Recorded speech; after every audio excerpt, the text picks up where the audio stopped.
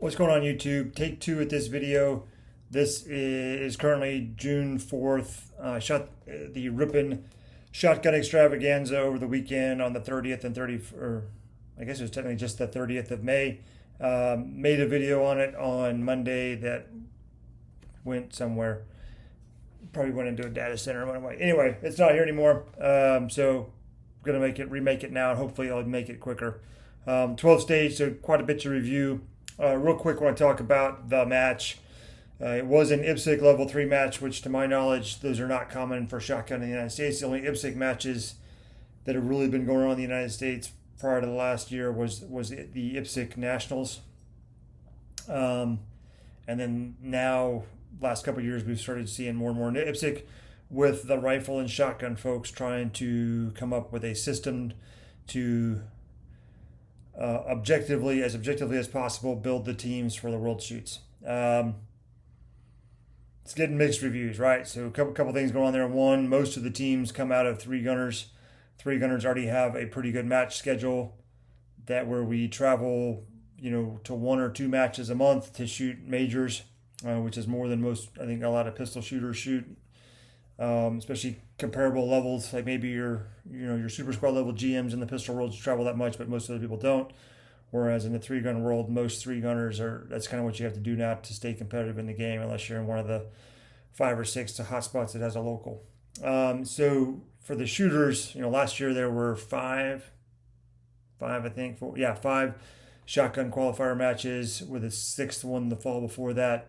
This year, there's only going to be 4 rifle matches. But if you go shoot all those, if you think about it, that's it's the match fees aren't as much. The match fees have been less than $200, but the travel expenses are all still there. You still got to get there, still got to have ammo, still got to have a hotel, all those things. Maybe it's a night or two less, but the expenses are all still there. So it's three gunners will go qualify, but the desire to go shoot matches like this for fun to stay sharp is not there just yet. We did have a couple Canadians come down across the border. They were excited about it. This was on the IPSC website, and it was a pretty good match. But the so what of that is May was a full month. You had my rifle qualifier the first weekend of May. You had Mother's Day the second weekend of May, where everybody knows what they're doing, doesn't go shoot a match. Those of us that are married anyway. The weekend after that, you had another shotgun rehearsal match in Kansas that was well attended. The weekend after that, for the three-gun community, not a USPSA match, but for the three-gun community, you had the Zoo City Battle for the South. So like Varick was at that, and a lot of other big-name three-gunners were there. And then the last weekend of May, this match was the 30th and 31st. So, for example, Varick had shot, he shot my match, he shot Kansas, and he shot this, so he wasn't going to go to a 4th major, even though this is kind of in his backyard. He wasn't going to go to a 4th major. So only 30 people shot this match. I think it went up and down on registration, but as far as scores, there's 32 names. 30 of them had scores. The last 2 kind of backed out right at the end, is my guessing. And both of them are kind of big hitters. I don't know what happened, but they backed out late in the game. So without further ado, start talking about the match. It was in Ripon, Wisconsin, kind of a smaller, I would call it a smaller range compared to what we have down here in the South. What's the current trend down here in the South is to build as many bays as possible.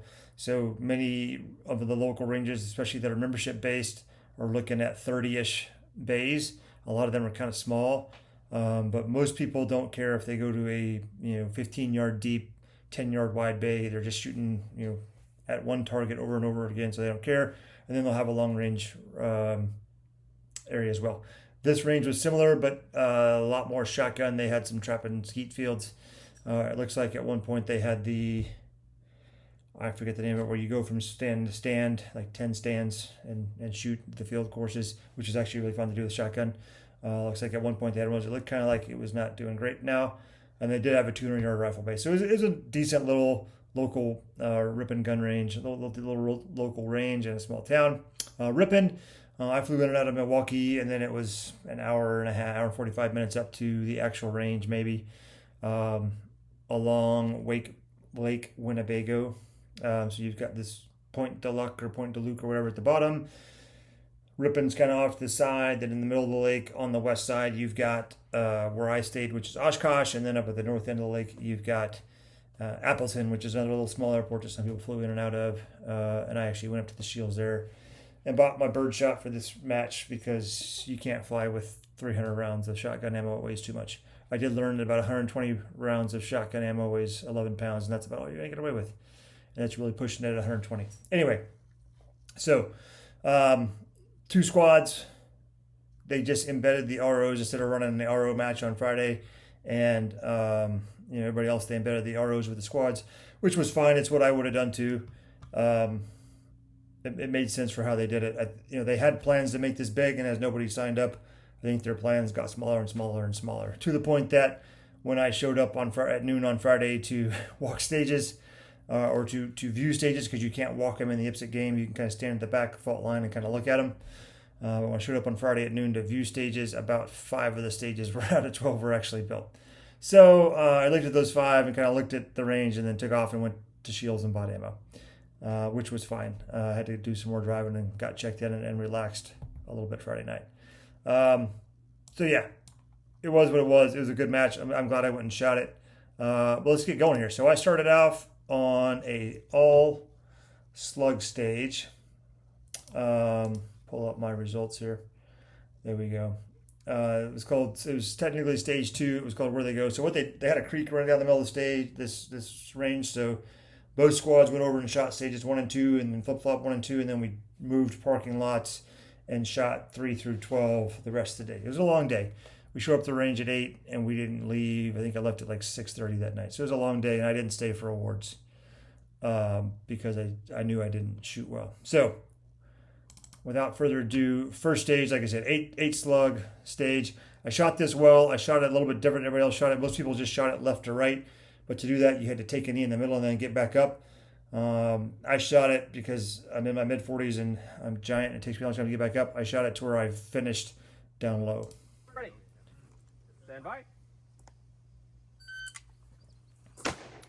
Yep, so 2 quick shots there, and then a 4 slug array. I shot this pretty well. I meant to shoot these 2 on the knee in a different order, but when the beep goes off, stuff happens.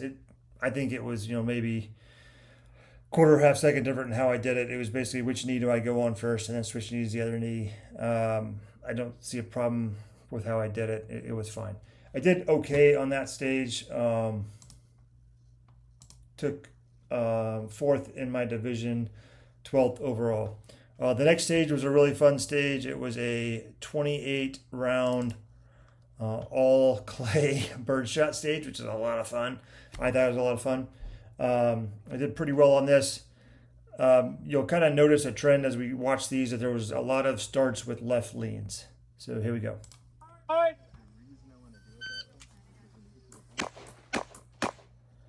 That wall I'm kneeling through there, you had to shoot under. I originally was going to shoot over it, and then the stage reset, I shoot under.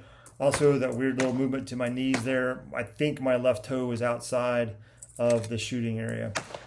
Struggled a little bit with reloads on this stage. They just weren't feeling great. I had dry fired in the hotel that morning, but after this stage, the reloads went just fine. Really fun stage. It was odd for an IPSC that it was a stage where you could do a little bit of moving and shooting, but had fun on that one. 3rd in division and 3rd overall. Often in these matches, when you get to the long courses, the quad loaders just can't quad load as fast as the open guys and gals can shove a magazine in. So yeah, there we go. All right. So that was, like I said, that was the first 2. We went slug and bird. Then we went back over to the other side of the range, and we started on stage 3, which was a slug stage. Also in this match, he spent a lot of time. The master spent a lot of time putting walls up. That for the level of match it was pretty obvious that 90% of the shooters weren't going to use all that shooting area. So I don't know. It looks cool, but once you walk the stages, it was pretty obvious that those weren't the good stage plans. So as a match director myself and a stage designer myself, I kind of scratched my head and say, man, was it worth all that effort to put all those extra walls up, knowing they weren't going to get shot? I don't know. This I had a malfunction on this stage. First stage I had a malfunction on, and then I had a miss on I did have a miss on this stage as well. Wasn't a lot on this stage you can move and shoot, so I missed that first slug. Went back and hit it. It was a little keyhole shot here, and as I ran over, little malfunction there, and then into this reload, and then my mic. Shoot these first two, and then that little ray I went bottom, and then up the top and across the top on that. When I came up the top, I went too high and threw it over the top. And I was the last shooter, so a lot of pacers, a lot of everything, and I just couldn't tell quickly. Spidey sense said, "Hey, you missed something," but I couldn't tell with my eyes quick enough to confirm if there was or wasn't a miss. So I took the mic on it. Ended up hurting me on that 19th overall. Not my worst stage, but certainly. Well, it's bottom 4. Had some good stages, had some not good stages. It's typical me. All right, from there, so that closed out slugs for us. I did not clean my shotgun in between there, and I should have. By the way, since one of the big things I learned at this, so I shoot the Distant Arms KS shotguns. This is a Distant Arms KS shotgun, just the one I shot. It's my shorter one. So the gas systems on these, they call it a long stroke. So you've got normal AK operating rod in there with system at the end. And then right in here is a thing they call a gas puck. So this unscrews off the end of here, and you can actually adjust gas there. I had been just unscrewing this and scraping it out as best I could, putting it back in, knocking all the carbon out, putting it back in. And this match I was shooting with the Robles, who both shoot the KS shotgun also. And I was like, hey, does that come out? And the answer was yes. And I looked and looked and looked and couldn't find it. And what you have to do is basically run a rod. Once you pull the guts out, you've got to get a rod in here and then pound that it's called the gas puck. I looked it up, at least according to AI. You've got to pound that puck out though, and there's 2 grooves in it that's filled up with carbon, and you got to clean those out. So my assumption is in the future I will have less malfunctions because I have now cleaned the gas system properly. That is the hope. But yeah, so that's what I attribute my malfunctions in the gun to, not the gun. I do have the KS. Distant Arms offers the KS and the KL. The KL is hands down the better shotgun. The gas system is slightly different, but the main difference is the KL is a Russian-made gun. This is a KS. It's made by a U.S. company. So they are different guns, but most of Mike and Land both shoot the KL. Let's put it that way. All right. All right, stage 4. This is our first buckshot stage. So we did buckshot a little different on this one last year when we shot buckshot stages. We just shot him at normal targets, and scoring zones were scoring zones. This one he put the A4s on, so you'll see what looks like white 8.5 by 11 sheets of paper on there, and it's got a zone and a C zone, and there is no D zone. So if you didn't get shots on paper, they didn't score. On the one hand, it made it easier. It's kind of easier, as you're moving to look and see, obviously not the way you want to do it, but buckshot does buckshot things. Not necessarily what you want to be doing, but you can look at your paper and be like, oh, there's no holes on that paper. I need to put another buckshot round on it. Because buckshot does not always go where the dot is, and flight control is not allowed in these games. Okay, so buckshot stage. Here we go. Yep. Stand by. Again with the left leans. And then I had a double feed, so I ended up having to drop the mag. Clear the gun, throw the mag back in, and I was smart enough to reload early after that, but I had shot that paper, and then I had 4 steel. Had planned to go here and shoot that and then reload moving up. This stage was actually harder than it looked because of that, and that a lot of people ran by those targets. Even some solid shooters ran by those targets, had to come back at them, forgot them, whatever. But it was a fun little buckshot stage. The early shot coming out of the port, I think I had a Charlie Mike on that. I stepped it off afterwards. It was about a 30-yard buckshot shot, and so my shot was down and right on the scoring area. Okay, this is my absolute worst stage coming up next here. Stage 5, armchair quarterback. I say worst stage. It was not my worst overall time, but you'll see why I call it my worst stage here. All right, so this was a magazine in unloaded chamber start. I got fumbled up there on the safety, and then when I went to plant, I fell down like a fat ass. Stood back up into some more left leans and began destroying walls. I pretty much destroyed 2 walls, both, yeah, that one and then again there. Just not moving. You know, after you fall and you know your time's done, it's hard to make yourself push hard on a stage, knowing your time's already shot, and you're just like, I'm just going to make sure I hit all the targets and life will be good. Which is kind of what I went to there. Interesting thing about those targets, they're all painted blue, which I had no problem with. But when they're already dark when they're blue, and so when they fell, they were the hinge targets. So when they fell, you're like, okay, is it up or was it down? What was it? A little bit hard to tell for some folks because they were at different heights. But I liked it. It's a 12 round stage, solid stage. Not my worst stage, even after falling down, but 23rd overall out of 30, not good. Yeah, just below 50%. So worst stage percentage wise, not numbers wise. And then here's a nice picture of me with a shot up wall. I think I've shot through a wall at every single one of these IPSC matches. I'm excited about doing that increase if I get to go. All right, stage 6, boxed out. Yeah, this is a weird one. You could start on either side. It's kind of, you had to shoot around a horseshoe, but these are USPS. These are obviously pistol USPSA walls and skinny ports, and they were pushed really far forward. And your shotguns are just going to tear them up. So I think this first wall I go to the left here, I think they were repairing it almost every shooter or every other shooter because it was just really hard to get through there. These 2 big ones here, people were worried that the forward faller, it actually fell really fast. And then this wall here, you can see the new stick in there. It was getting shot at as well. So didn't shoot great there, percentage-wise in the 60s, 20th overall. It was just a really short, fast, hard leans. Not a stage I'm really great at. Started making a little bit of a comeback here. This had a little seesaw in it, maybe 3 feet wide. Tried to start pushing the tempo again on this one,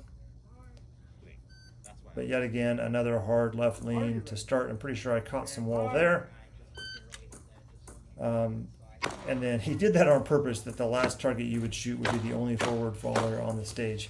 Kind of made you pause a second there, and just to make sure it came down. If you're not familiar with IPSC, the 3-2-1 format is one of the things that America does not like about IPSC. You have to have 3 short courses. So in shotgun, it's 8 or less in shotgun, actually. Last year we shot 10. I think in true IPSC it's 8 or less. And then you've got medium courses, I think are 16 or 18 or less. And then, yeah, so it's the idea is in a short course, nobody should have to reload. And then a medium course, everybody should have to reload once. And the long courses are, I think, 28 or 30 rounds or something like that. But that's what people don't really care. That's one of the things people don't like about IPSC in the U.S. is they don't like the 3-2-1. For every long course, you have to have 2 mediums and 3 shorts. So you end up with a bunch of little short 5-6 second stages. And when you spend 10 hours out there shooting, you don't want to shoot a bunch of 5-second courses. You want to have fun. But it is what it is. Is that the one we just did? Nope. All right. This one is called Turtle Time. I don't know why it's called Turtle Time. I guess maybe the shooting area is kind of in the shape of a turtle. I would have had a really good time on it. And this is, again, I called a bad shot on one of these. But basically you went left, right, left, and then 4 across the back. You see here at the center position, I got a little bit off. I didn't call a great shot there and moved anyway. Immediately looked at it and was like, yep, it was down, not down, and then had to go back to it. And that little, 3 or 4 seconds of backing that thing up there cost me a lot. Still 58%, but 24th overall. So that was a course where there just wasn't a lot of separation no matter what you did. All right. After that, I kind of pulled my head out. So first, if you kind of divide the match into thirds, I like to, thirds or quarters. First third, I did pretty well.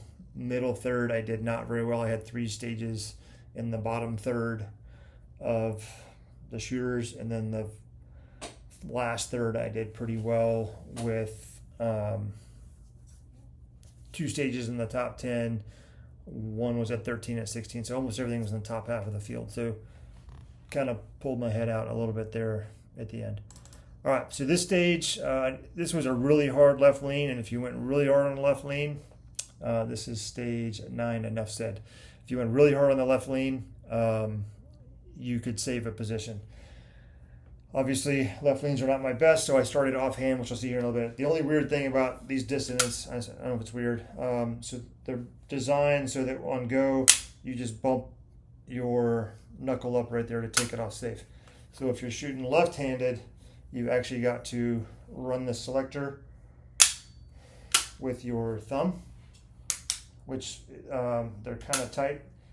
So I actually went and dry fired that at the table quite a bit before this stage. If I'd have been first, I probably couldn't have started off offhand because I didn't have time to dry fire it, but I did anyway. All right, so start off offhand. Are you ready? Stand by. Even with that 1 second pause right there, pretty good transition back to strong shoulder. And then 1, 2, 3, and it's over, right? So really quick stage, 5 shots, 10, 9 hits, something like that. But really quick little stage with buckshot. Ended up 6th overall on that one, and then 4th in open. Yeah. All right, stage 10, McQueen. I played McQueen. So there's another buckshot stage. Something weird happened here. I don't remember now. But I just didn't love how I shot this one. Are you ready? Stand by. Yep, another really hard left lean. Oh yeah, that's right. I just blanked coming forward there. Had to go back and take a makeup shot here and then finish there. So not horrible, but not great. I did shoot all alphas on both those 2 buckshot stages because they were in tighter. But I also, you saw I had to take a makeup to get to that all alphas, which cost me quite a bit of time. All right, 2 more stages. Bear with me. All right, stage 11. This was a steel stage, and this is the first time we had seen these steel targets. These were the range had run out of normal USPSA/IPSC steel, and these were cowboy action targets. So they don't fall flat; they fall like maybe 30 to 45 degrees. So at the end here, I cost myself 5 seconds because I couldn't tell if a target was down or not. And I'm willing to bet that if I was to go look it up, that 5 seconds would have moved me up quite a bit. Stand by. I can hear it. This was also the only stage with flyers. This had 3 clays in it, and they were cowboy action clay throwers, and they were busting most of the clays that were coming up. So all you had to do was take a shot at it, or we never would have got through with the match. So see, I'm like, hey, is that down? Yes. Oh, and then look at that malfunction. That's extra fun. So yeah, still finished 16th overall, 68%, but definitely could have been a much better run. And then what I did do is close out strong here with a stage win. So this was the jungle run / prairie run. You'll see it starts out pretty congested and then it opens up. Our squad had the match director on it, so that we ran our 3 ROs first so they could start working match close down stuff. And then we went to the squad. So I was the 5th overall, 2nd in the squad to shoot this stage. And what I had noticed early on was getting out of these first 10 targets clean was important. So in IPSC, you can have open, you can have 10 in the magazine at start. And if it's a loaded start, you can have 1 in the chamber. So you got to kind of plan your reloads off that. So you really only had 1 makeup here. A lot of people were getting off on their reload plans coming out. So the goal was to shoot these first 10 as aggressive as possible, and then go. And these were giant squares that were not very far away, so you did not have to stop much. I had to stop a little more on the turn right just to not break the 180. It was fine. And then at the end here, it was just lean into the gun and run it as fast as I can, which is not as fast as many people can, but it was still good. So I did not have the fastest time. Robbie from Briley Manufacturing beat me by like half a second or so, but he shot that final array standing over the fault line, so they gave him a single procedural on that. So he ended up in third overall with that procedural. So yeah, really fun match. I would definitely go back and shoot it again. I wish IPSC would catch on a little more as we go. They had trophies. I don't know what their original plan was. Only Vortex and Briley ended up sponsoring the match. So there really wasn't. They were raffling off some Briley shirts, and then the category winners were going to get a little shotgun dot, which I don't have a shotgun to put one on. So real quick, overall, let me close out of that. Kyle Roble won overall and open. I shot 78% of Kyle, which for comparison here, I pulled up some of last year's matches. Let's go back. And then a guy named Corey Thatcher, who I should probably know, but I don't know, shot 96% of Kyle. So I pulled up some matches from last year just kind of to gauge where I'm at with those guys. This was the Heartland IPSC qualifier we shot last year. I shot it at 63% overall. Kyle didn't shoot it, but Corey Thatcher did. He was 70. So I was about 8% behind him in that match last year. So I would say kind of status quo. This match is the Jeff Kirkwold Memorial. We did a shotgun match there last year. Kyle, who won this one, shot it at 76.61. Corey Thatcher was right behind him at 76.36. And I was on down at 68%. So again, about 8% ahead of me last year in those matches. And then I pulled up multi-gun nats as well, which, yep, it's still here. Kyle shot that at 78% of Varick. And then I was down, where was I? 62%. So that is just to say that I would say Kyle shot really well and I shot not as well as I wanted to. Okay. But yeah, I would say status quo on finishes there. Other categories, so like the Yackley clan was all out in this one. Let's see, modified. Colton Wolf won it. Don't know who he was. Andy Dang was right behind him at 99%. And then Robbie was at 97%. Standard, Tim Ho, who we shot with. Tim's an awesome shooter. Becky Yackley was right behind him. And then Sean and Mark and Andrew, all the Yackleys. That's kind of their jam in standard.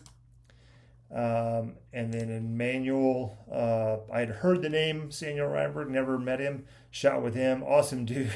100% Northern Country dude. But great guy. And just watching him run a pump gun is kind of majestic. It's pretty cool. I'm excited to see him shoot at Worlds.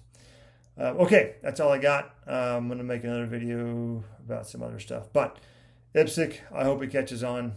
If you like shotguns, go shoot this match next year. Bye.